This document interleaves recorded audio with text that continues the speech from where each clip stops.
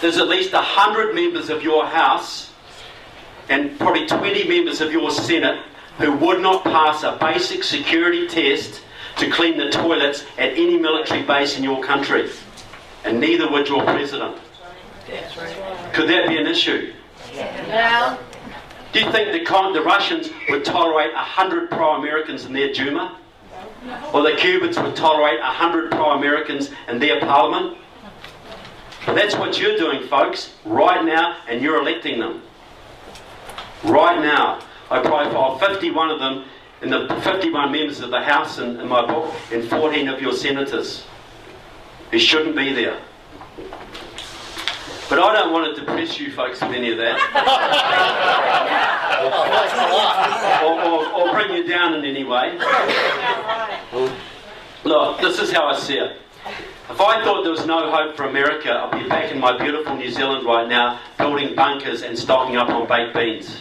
And I'm not mocking prepping, believe me.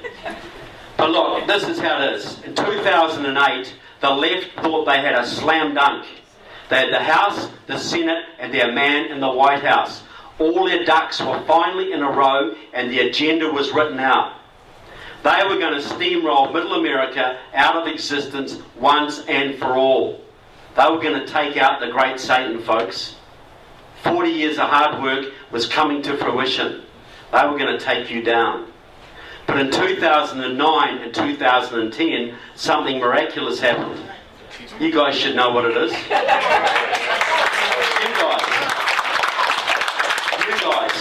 You came out of nowhere. Where were you? At home. You and Glenn Beck, yeah, exactly. You and Glenn Beck and thousands of people like you came out of left field, or should I say right field, and you snuck up on them, folks. You blogged and you marched and you emailed and you rallied and you agitated and you put some spine into the GOP, and you guys took back the House in 2010. Yeah. And what did that do? That brought the agenda of the left to a grinding, screeching halt. They had it, folks. They were breaking out the vodka. Who was going to stop them? John Boehner.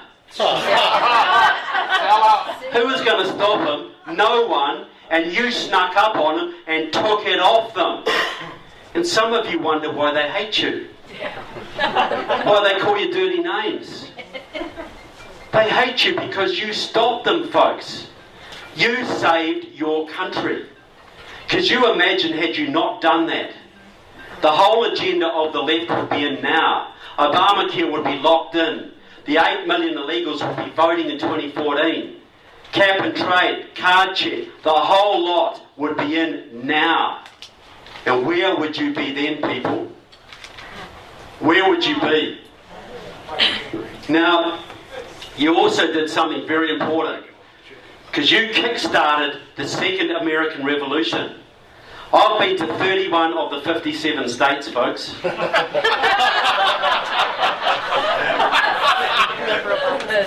And I've addressed meetings in the bluest of the blues, 600 people in Michigan, 500 people in Massachusetts.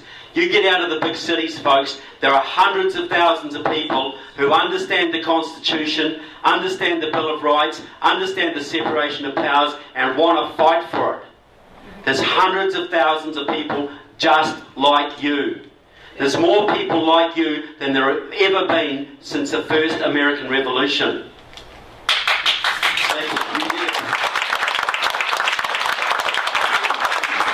And you're fighting back Common Core and Agenda 21 and taking over school boards and county commissions.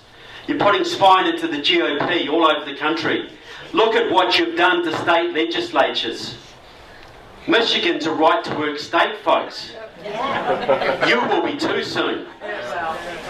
You've got to keep that pressure on, folks. But you have enabled state legislatures all over this country to give the finger to the federal government. And isn't that pretty special? That's slowing them down, folks. That's slowing down the left unbelievably. I went to a progressive conference late last year in Washington, D.C., 50th anniversary of the Institute for Policy Studies. They used to work with the KGB, now they work with the Cubans. They're the ideas factory of the Obama administration. And I went because I wanted to see what they were doing, what they were thinking. And I paid my $75, I put on my little badge, and I mingled with the Marxists. Okay?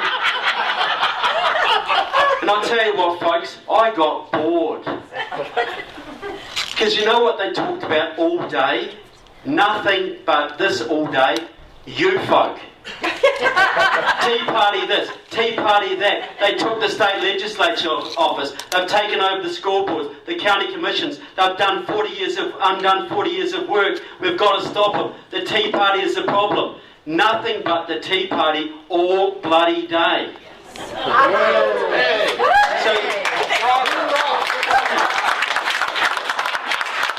So folks, you're like babies who don't know your own strength.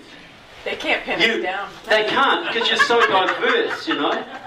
But you have saved your country. And you've woken up hundreds of thousands of people. A bunch of novices and amateurs, most of you, have done so much. That's why I call this movement miraculous. And look, all over the world, people, you might not see what you've done, but there are millions of people around this planet who are watching you and watching what you're doing, because they know if you can save this country, that's going to spur us on, folks. So you are playing a big role here.